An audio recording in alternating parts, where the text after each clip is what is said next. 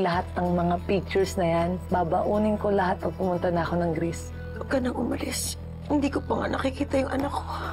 Ito ka na naman, papaalam. Pakiramdam ko I'm losing a daughter all over again. May nagpunta po magandang babae dito nung nakaraan. Hinahanap daw po niya yung nanay niya. Ito po yung number niya, pinapabigay niya po sa inyo. Kit? Sinabi ko naman sa'yo eh. Para lang akong iguana, just waiting for the right time to strike. Ngayon naman, iisa-isahin ko kayong lahat.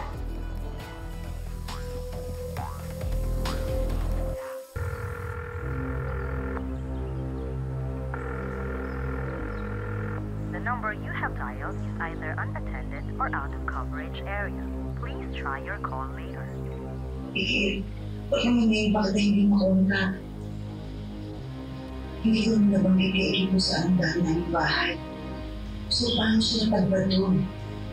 At bakit doon may nahanap ang nanay niya?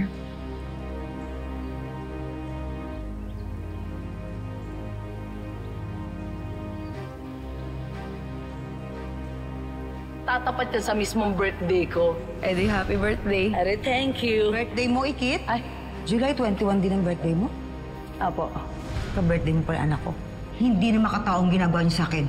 You deserve it! Pati ang mga binabalak ninyo kay Ikit. Dahil deserve nyo! Deserve nyo pahirapan mag-ina! Mag-ina? Nay?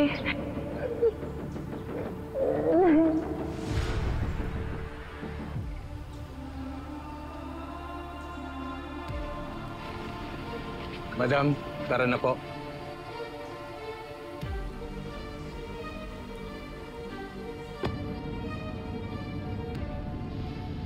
Lord, tama ba ako po?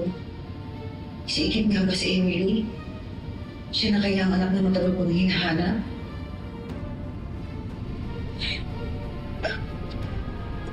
Tara na, puntahan natin si Ikit.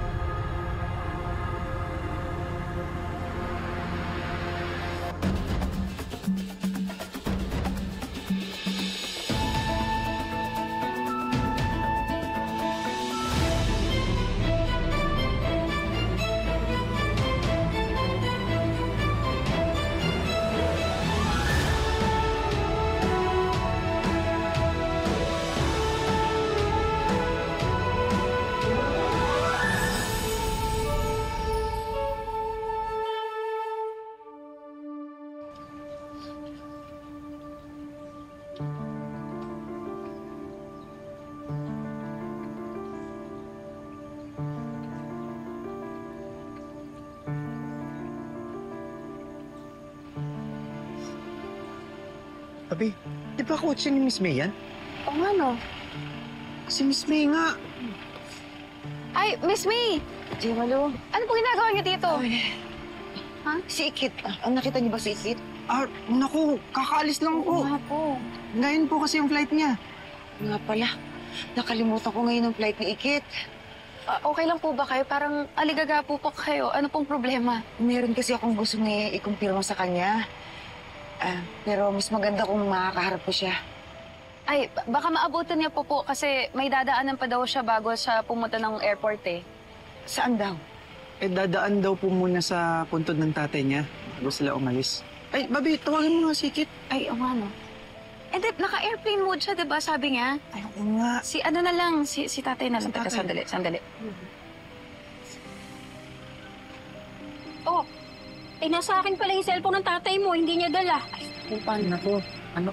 Eh, saan daw yung sementeryo? Sige na, samahan niyo na kaya si Miss May. Sige na, samahan niyo na. Sige na, para mas Salamat. madali. Oo, Sige po, sige po. Oo, Salamat. Ingat. Sige, Salamat, Nay. Ano mo? Sige po, Nay.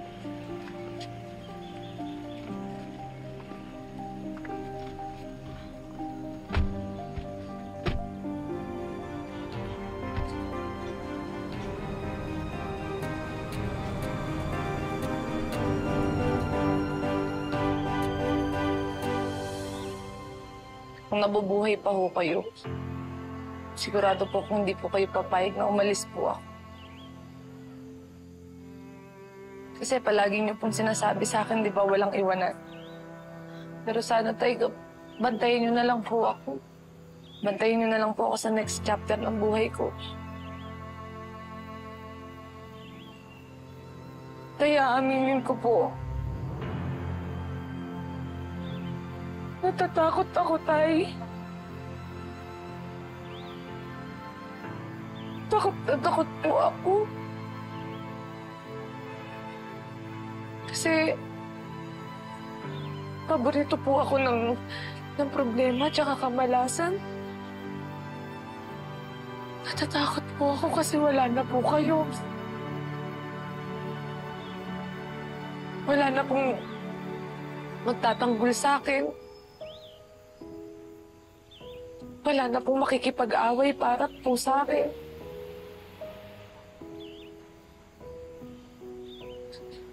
Wala na akong partner. Wala na akong nagpapagaan ng loob ko.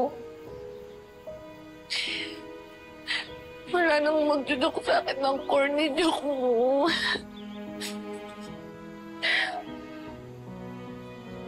Ay, miss na miss ko na ho kayo. Sobra ko ho kayong namimiss na. Sana po nandito kayo bago po ako umalis. Gusto ko po sabihin niyo sa akin na proud po kayo sa akin, Tatay.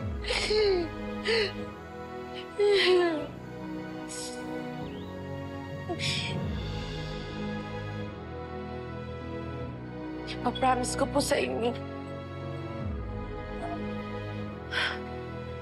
Naiingatan ko po yung sarili ko. Hindi ko po papabayaan yung sarili ko.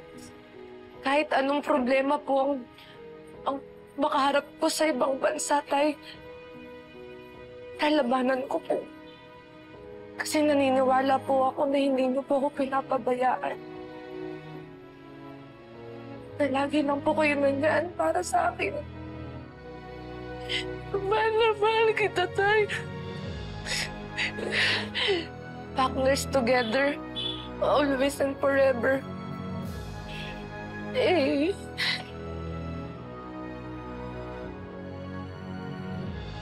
Nung okay lang po ba? Ako na lang po pupunta mag-isa ko sa airport. Kasi po, di ko ho kayang umalis. Lalo na kapag ihatid niyo pa ho ako. Hindi ko po kayang ihatid niyo pa ho ako. Baka hindi ho ako tumuloy. Namimiss ko po kayo, Ninong. Namimiss po kayo, Ninong.